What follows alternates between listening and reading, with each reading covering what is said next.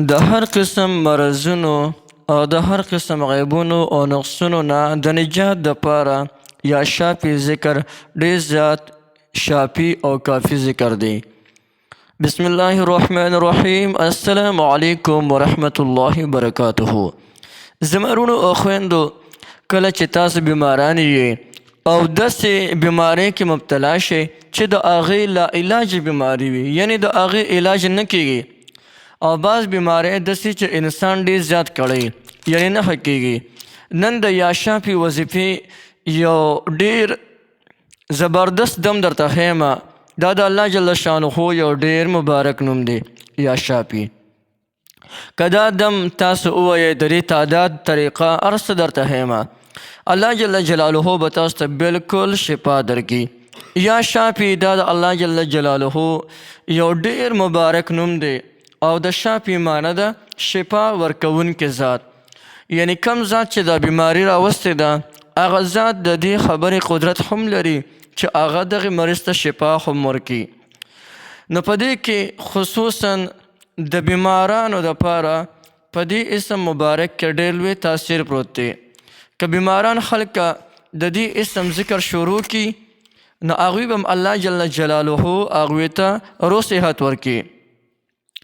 دغه رنګې که تاسو په چا باندې دم اچوئ، یعنې تاسو یو کس بیمار راغللو او بیمار درته وایي چې په ما باندې دم واچوه، نو دا یو ښکلی دم دی، د یا شافي وظیفې دی. بل په دې کې د سورة الفاتحې استعمال دی، او د یا شافي دعا ده، ډېره زبردسته دعا ده، هغه درته اوس ښیم. نو که تاسو په چا باندې هم دم اچوئ او دا یو چې دی عمل وکړي، نو ډېر زر به اثر وکړي، الله پاک به هغه مریض ته شفا ورکړي.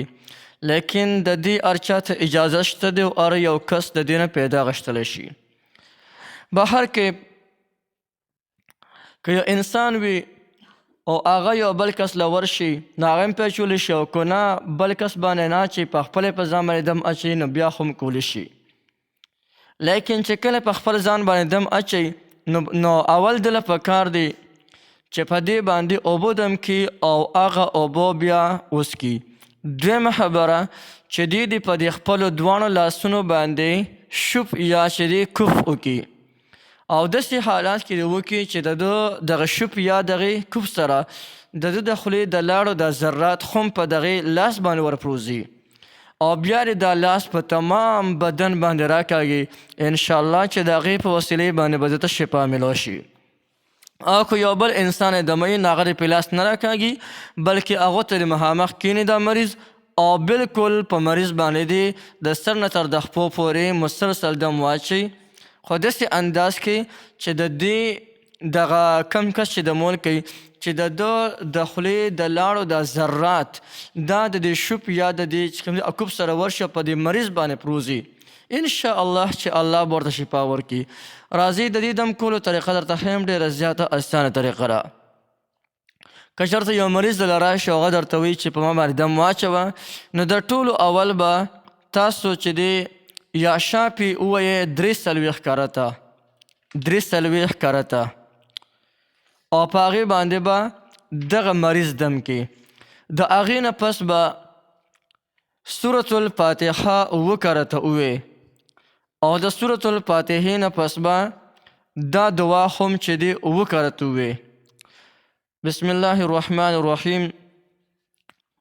اللهم انت الشافي لا شفاء الا شفاءك یا الله، شفاء لا یغادر سقما ولا الماء. ډېره اسانه دعا ده. نو دا دعا هم ووایئ 7 کرته، او سورة الفاتحه ووایئ 7 کرته، او دغه مریض پې باندې دوباره دم که. انشاءالله چې د دې دعا او د دغې اسم مبارک په برکت او فضیلت سره به رب العالمین دغه مریض ته شفا ورکړي، چاهې که هغه ډېر سخت بیمار ولې نه وي. یعنی هغه مریض چې هغه ته ډاکټرانو جواب ورکړی وي چې د ستا علاج زمونږ سره نشته، زه لاړ شه او پروزه په کټ کې چې څونه زندګي درسته یې تېروه، باقي به مړ شئ. لیکن که په هغه مریض باندې دا واچئ، دا دم نه ان شاء الله چې د دې وظیفې او د دې دم په برکت سره به هغو ته هم الله شفا ورکړي، خو په شرط د دې چې د هغه اجل نه وي راغلی. ولی اجل یو داسې فیصله ده چې د هغې دم د چا سره خو هم نشته دی. نو یو ډېر زبردسته دعا ده او ډېر چې کوم دی زبردست ذکر مې ورته وښولو، نو هر څوک یې کولی شي او هر چا ته د دې مکمل اجازه شته دی.